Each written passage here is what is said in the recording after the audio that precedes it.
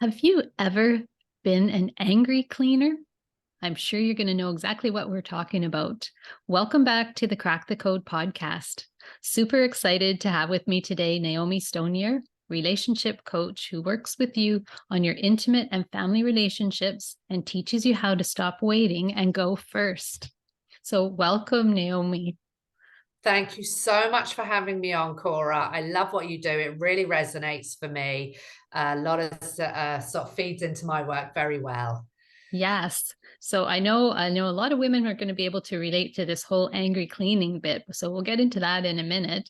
But first, let's still learn a little bit more about you. Obviously, you've got an accent, so we know you're, not North American. Maybe you can tell us a little bit about you, your background, and how you got into this coaching relationship business.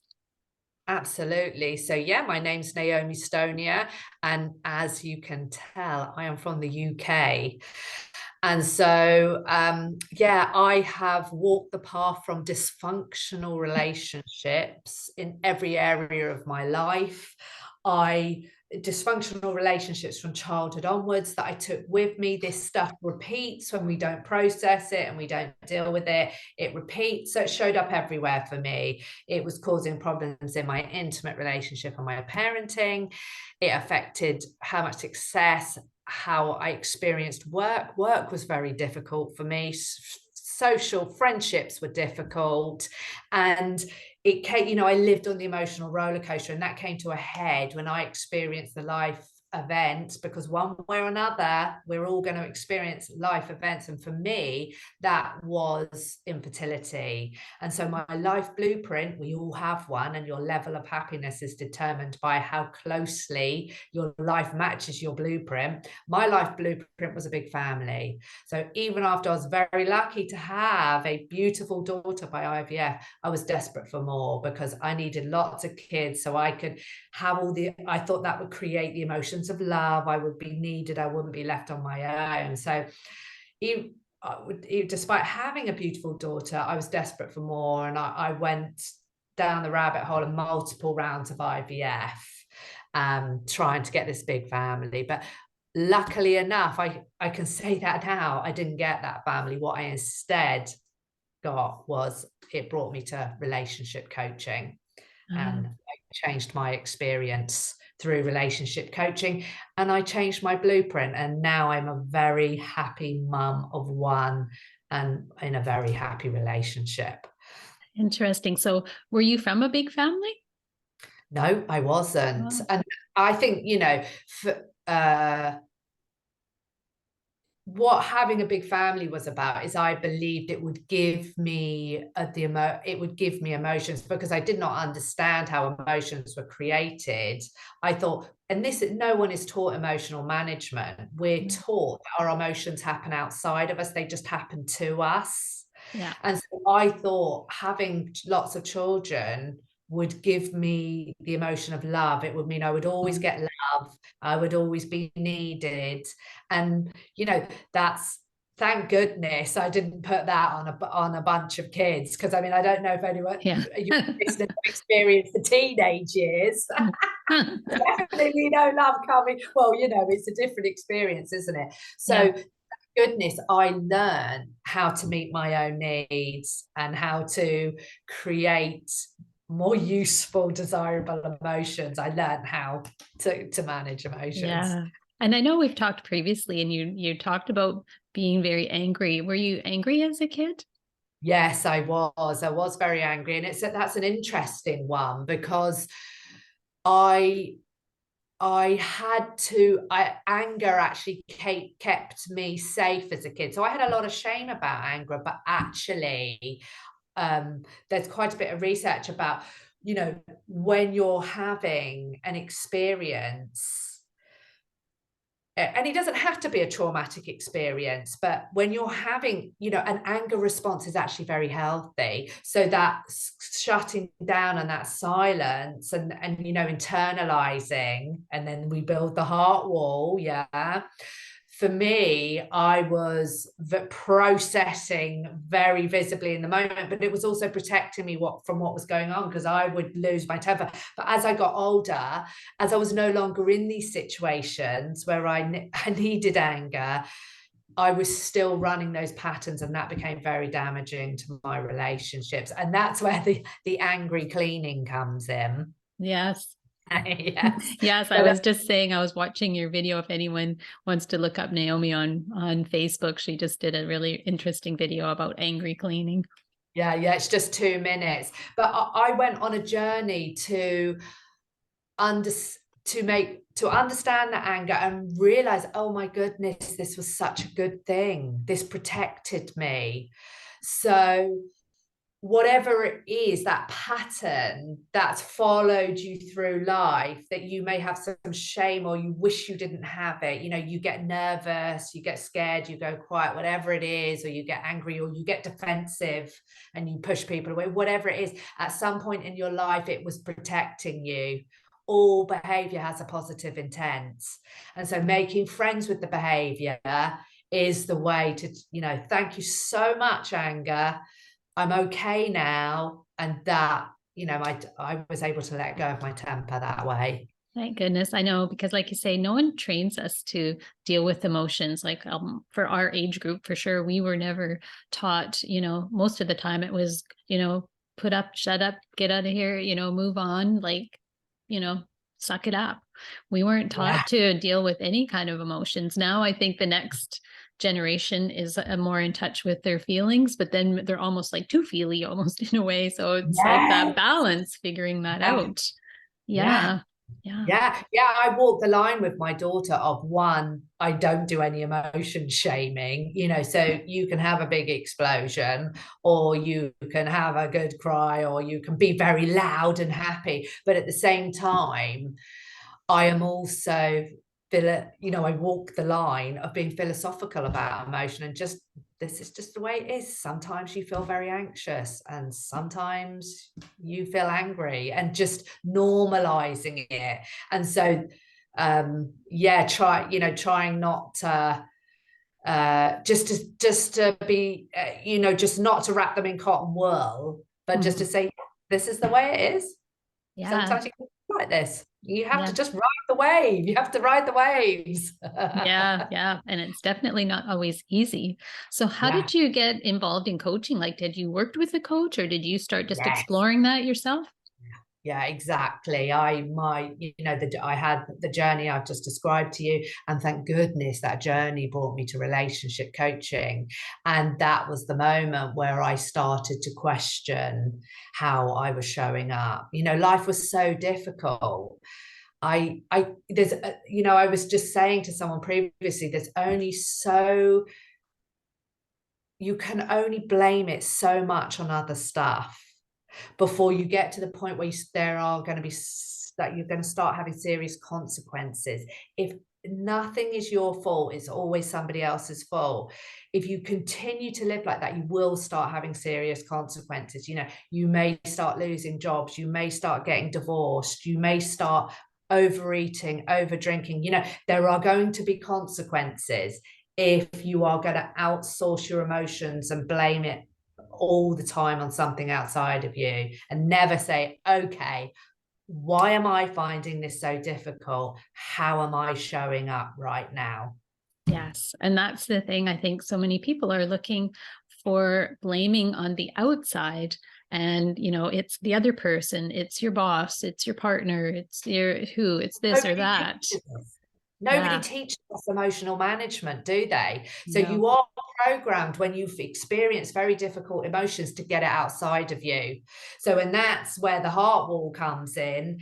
You have to protect. That's a protection, isn't it? It's a protection that doesn't serve you, but it's your emotions are very dangerous to our body, to our brain. Our brain doesn't know the difference between real or imaginary danger, does it? And uncomfortable emotions are real danger. So we'll do whatever it takes to get rid of this stuff. We'll avoid that promotion. We'll miss out on that promotion. We will avoid that difficult conversation in a relationship for decades. We won't exercise you know, to avoid the discomfort and the pain of going through that exercise journey, you know, Yeah. your brain will do whatever it takes to protect you. Yes. And I know that's like you were saying, the heart wall. That's one of the things I release with people, because often in our relationships, it is a heart wall, and those emotions are just trapped around your heart, protecting you. But if you can release those, a lot of the things that might annoy you about other people are not going to so much, and you're going to be in a better place. So opportunities can open up for you. But I would love for you to share with everyone about your angry cleaning scenario, because that was a great video. And if they haven't seen it on Facebook, they might be able to relate to exactly what you're talking about and how you dealt with that.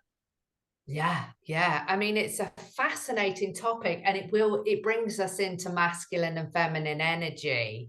That's one of the, you know, this is learned, you know, we are sponges soaking in our environment from the first moment. So we are picking up the patterns that are around us. And the most amazing thing about it is most of it's entirely unconscious. You know, we inherit that heart wall so many times. It's just passed down the generations. So that's one issue. But the other issue is masculine and feminine energy. And you have to let go of your social conditioning around this. This is not about men and women. It's about energy. It applies to same-sex relationships. And you need masculine and feminine to have the polarity of an intimate relationship. You know, too masculine, so you're going to have a lot of conflict. Too feminine, you might have a great friendship, but you won't have much passion. So masculine energy is very focused. It's one thing at a time. It's very good at putting stuff in a box, shutting anything off, and not thinking about it. And it's and that makes it very good for masculine energy to relax. And feminine energy, in the total utter contrast, feels and sees everything. And that makes feminine energy very good at multitasking. And you know, the feminine energy can be cooking dinner, talking to a friend, listening for the child doing monkey business in the background. So that's the superpower of feminine energy. But it can fill up and it can get overwhelmed. And so my experience as a feminine energy would be believing that, you know, having a standard around cleaning that felt like a fact. It Mhm. felt like a fact. And just having to go on the journey to understand it's an opinion. My standard of cleaning is an opinion. And my opinion did not match with everybody else's Yeah. opinion. So in order to be able to relax, I believed I could only relax in a clean house. And so my masculine energy would be stretched out on the sofa, you know, because this masculine energy is very good at just shutting off that stuff and just focusing on the sport, the video game, their phone. Yeah. And I wasn't able to do that. Okay. And so there would be a lot of angry cleaning going on, and there would be a lot of, so as I was, and it was just a pattern I was running, as I was cleaning, I would be going, it's not fair, why do I have to do this, how can they just sit there, you know, why is it always left to me, I can't relax until this is done, I never get to sit down. And so it would be, and then you see, this is just a neural pathway that I've learned, and it happens still to me now, that when I'm cleaning, I will start to have resentful thoughts. But obviously I've done the work to become very aware of them, and I'm able to see them the moment they show up and go, oh, look, there they are. But it was this, and also what was happening to me, Cora, is the household load, the household work, being immersed in that and believing the story of I have to do all this stuff was keeping me safe. Yeah. Yeah, because I can't go for a promotion at work because I have all this to do. Yeah. Yeah.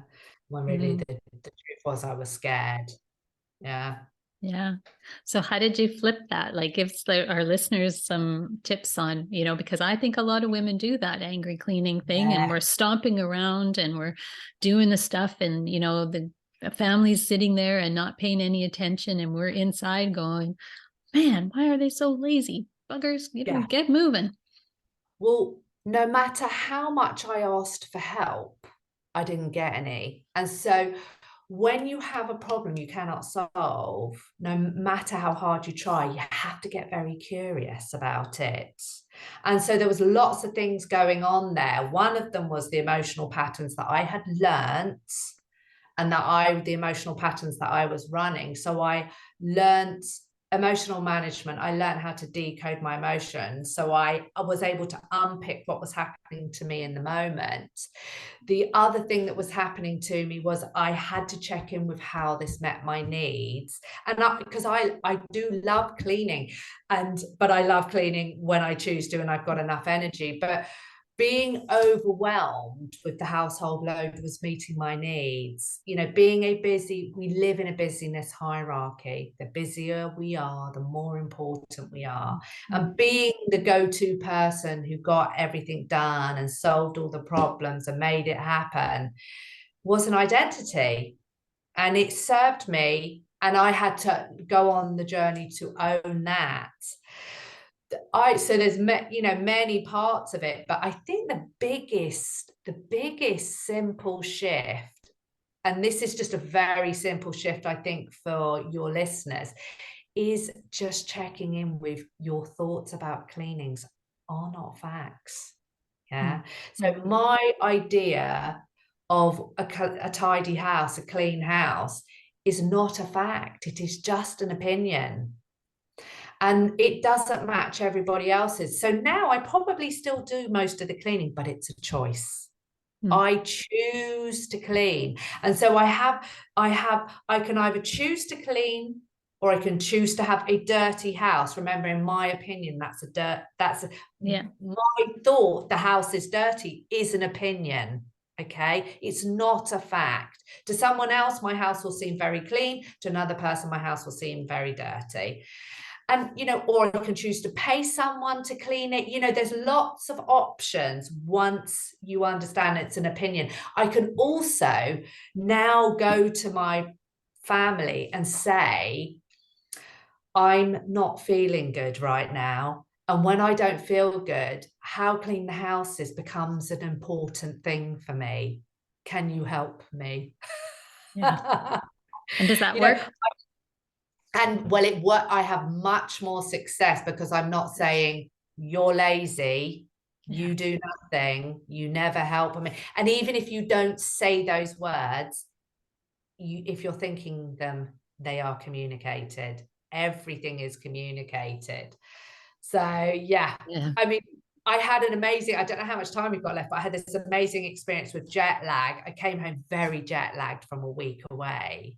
And it's just a 2-minute story, and in my opinion, the house was a mess.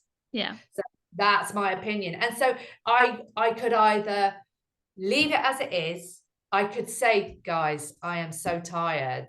I really need you to clean this house up. Or I could clean it. Yeah. And so from this place of choice, and just from this place of awareness, I spent a day cleaning because it felt good and I didn't expect anyone else to do it. And when I got to the point where I was too tired, I said to my husband, can you do this stuff? And because it's not loaded with all of the baggage, it ceases to become an issue. Yeah, I think that's the main thing, is to somehow get over that, get into that right mindset so you can ask for the help, because I think they will help. And I think that that's part of our problem, right? It's our situation that we've got to look at within. Why are we like that? And how can we change that situation? So I love that you explained that to a lot of our listeners who I'm sure have gone through that. Maybe it was been a while since we did that. I don't know. It depends where we are and where our kids are, but that's really good information to know. Yeah, when you're not making it mean something about you or them, there's much less emotion, it's much less tense. And also, it wasn't possible to help me back before my coaching journey, because even if you had helped, it would have been wrong, it wouldn't have been enough. So what's the point? What was the point of him helping? He never got it right, so there's no point. Yeah, well, that's awesome. Well, thanks so much for sharing that. And just while we have our last couple of minutes here, Let the listeners know, what do you do? How can they get in touch with you if they want to, book a session with you, or or do you have something for them? I'm not sure what you got. Absolutely. Well, you can find me on Facebook and LinkedIn. It's Naomi Stonier, Stonier. I'm sure you'll put it in the notes. Yeah. And also, I'm on plumocoaching.com. That's Plumo coaching.com. You can book I do free webinars. I put a lot of content out on socials. You could also book a free one-to-one chat with me. We'll take a look at where you're at now, where you want to get to, and how relationship coaching with me will bridge the gap between the two. Awesome. Well, thanks so much for being with us today, Naomi. And just Thank for our you so much for listeners, having me on. you're welcome. And, just for the listeners, if you're, having struggles with your relationships and you need some help, reach out, send a note to Naomi or whoever you need to talk to, because it's never too late.